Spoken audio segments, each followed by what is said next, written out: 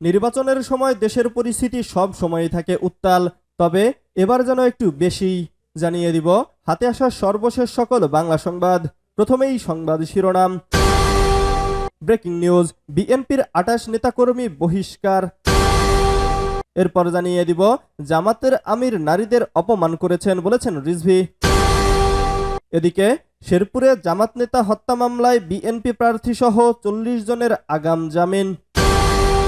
আরো জানিয়ে দিব দেশ থেকে পরিবারতন্ত্র বিদায় করতে হবে বলেছেন এটিএম আজহারুল ইসলাম। তবে পরিবারতন্ত্র বলতে তিনি কি বুঝিয়েছেন জানিয়ে দিবেন কমেন্ট বক্সে। সর্বশেষ জানিয়ে দিব ১২ ফেব্রুয়ারি দেশের মানুষ ফ্যাসিবাদকে লাল কার্ড দেখাবে বলেছেন জামাত আমির। এতক্ষণ শুনছিলেন সংবাদ শিরোনাম, এবারে বিস্তারিত। ব্রেকিং নিউজ, বিএনপির ২৮ নেতাকর্মী বহিষ্কার। দলীয় সিদ্ধান্ত অমান্য করে সংগঠন বিরোধী কর্মকাণ্ডে জড়িত থাকার অভিযোগে বিএনপির ২৮ নেতাকর্মীকে বহিষ্কার করা হয়েছে। সোমবার ২ ফেব্রুয়ারি বিএনপির সিনিয়র যুগ্ম মহাসচিব রুহুল কবির রিজভী স্বাক্ষরিত সংবাদ বিজ্ঞপ্তিতে এসব তথ্য জানানো হয়।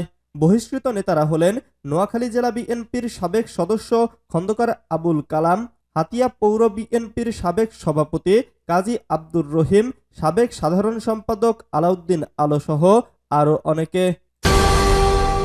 জামাতের আমির নারীদের অপমান করেছেন বলেছেন রিজভী। জামাতের আমির ডক্টর শফিকুর রহমান নারীদের অপমান করেছেন বলে মন্তব্য করে বিএনপির সিনিয়র যুগ্ম মহাসচিব রুহুল কবির রিজভী বলেছেন, তাদের কথা শুনলে বোঝা যায় তারা ক্ষমতা পেলে নারী সমাজের দুর্দিন চলে আসবে। সোমবার ২ ফেব্রুয়ারি বিএনপির কেন্দ্রীয় কার্যালয়ের সামনে জাতীয়তাবাদী মহিলা দলের বিক্ষোভ মিছিলে তিনি এসব কথা বলেন। জামাতকে উদ্দেশ্য করে রিজভী বলেন, জান্নাতের কার্ড শেষ হয়ে গেছে, যে কারণে নারীদের ধরলেন। অল্প সময়ের জন্য শফিক সাহেবের আইডি হ্যাক হয়ে গেল। বিএনপির সিনিয়র যুগ্ম মহাসচিব বলেন, শফিক সাহেবের মন্তব্যে নারী সমাজকে অপমান করা হয়েছে। আপনাদের কথা শুনলে বোঝা যায় ক্ষমতা পেলে নারী সমাজের দুর্দিন চলে আসবে। শেরপুরে জামাত নেতা হত্যা মামলায় বিএনপি প্রার্থী সহ ৪০ জনের আগাম জামিন। শেরপুরের শ্রীবর্দী উপজেলার জামাতের সেক্রেটারি মাওলানা রেজাউল করিম হত্যা মামলায় প্রধান আসামি শেরপুর ৩ আসনের বিএনপি প্রার্থী মাহমুদুল হক রুবেল সহ ৪০ আসামিকে আগাম জামিন দিয়েছেন হাইকোর্ট। তাদের ৬ সপ্তাহের জন্য জামিন দেওয়া হয়েছে। এ সংক্রান্ত বিষয়ে শুনানি নিয়ে সোমবার ২ ফেব্রুয়ারি হাইকোর্টের বিচারপতি কামরুল হোসেন মোল্লা ও বিচারপতি ফয়সাল হাসান আরিফের সমন্বয়ে গঠিত বেঞ্চ এ আদেশ দেন। আদালতে আজ আসামির পক্ষে শুনানি করেন ব্যারিস্টার রুহুল কুদ্দুস কাজল।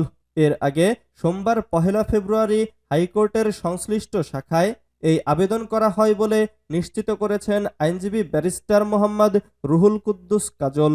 রেজাউল করিম শ্রীবর্দী উপজেলা জামাতের সেক্রেটারি ছিলেন।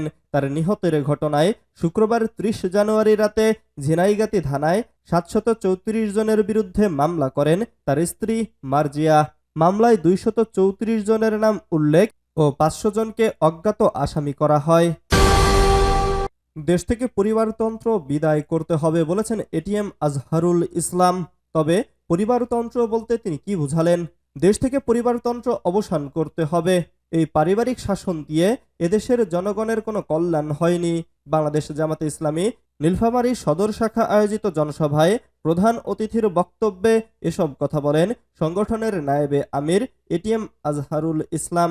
এটিএম আজহারুল ইসলাম বলেন, বাংলাদেশে সম্পদের কোনো অভাব নেই। অভাব থাকলে গত ১৬ বছরে ২৭ লক্ষ কোটি টাকা বিদেশে পাচার হতো না। একটি গরিব দেশে এত টাকা থাকতে পারে না। আমাদের দেশ দরিদ্র নয়। আমাদের আসল অভাব হলো যোগ্য ও সৎ নেতৃত্বের। গত ৫৪ বছর ধরে দুর্নীতিপরায়ণ নেতৃত্ব দেশ শাসন করে অর্থনীতিকে ধ্বংস করে দিয়েছে। ১২ ফেব্রুয়ারি দেশের মানুষ ফ্যাসিবাদকে লাল কার্ড দেখাবে বলেছেন জামাত আমির। জামাতে ইসলামীর আমির শফিকুর রহমান বলেছেন, ত্রয়োদশ জাতীয় নির্বাচন ২০১৮ বা ২৪-এর নির্বাচন নয়। এ নির্বাচন ফ্যাসিবাদকে লাল কার্ড দেখানোর নির্বাচন, জুলাই যোদ্ধাদের প্রত্যাশা পূরণের নির্বাচন। ১১ দলীয় জোট ক্ষমতায় এলে সবখানেই ইনসাফ কায়েম করা হবে। ন্যায় প্রতিষ্ঠাই হবে আমাদের মূল কাজ। সবকিছু ক্ষমা করা হলেও জুলাই হত্যার বিচার নিশ্চিত করা হবে।